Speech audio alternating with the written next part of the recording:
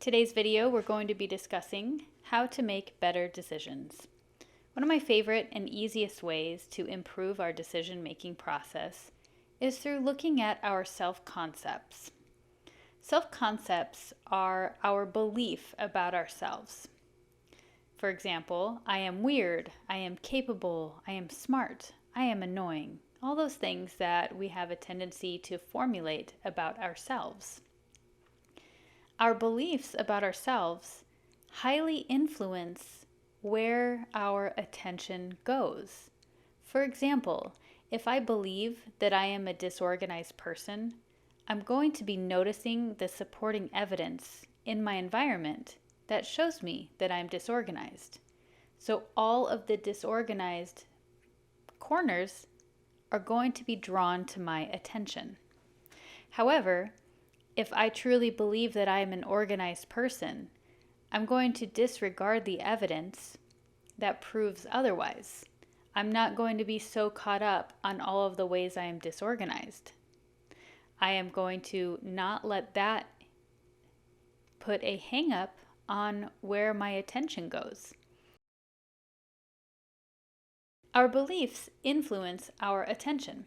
For example, if I believe that I'm a disorganized person, I'm going to be looking for the validating evidence in my environment to prove to me how disorganized I am.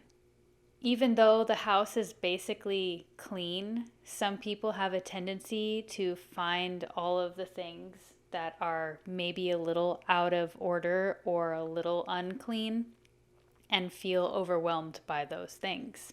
If I believe I am disorganized, I'm going to notice the supporting evidence for that.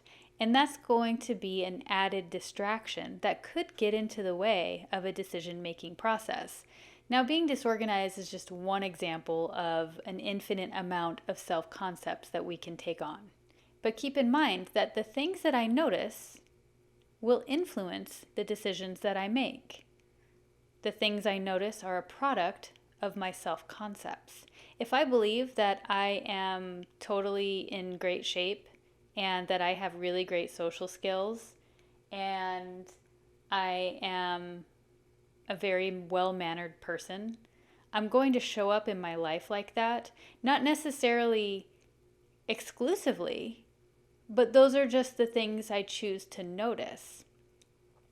If I believe I'm in really, really great physical shape, and maybe I have an off day at the gym, that's not going to bother me because I know that I'm in really great shape. And 1 or 2 days here and there that may be evidence for the contrary aren't going to get in the way of my attention because I believe it to be true. And that works on the opposite end of the spectrum.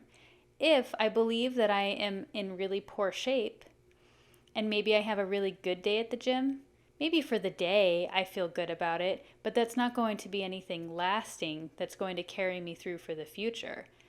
I'm going to get right back into that previous mindset that I'm not in good shape because that is one of my self-concepts. Neither one are necessarily true. It's just which one do we want to subscribe to?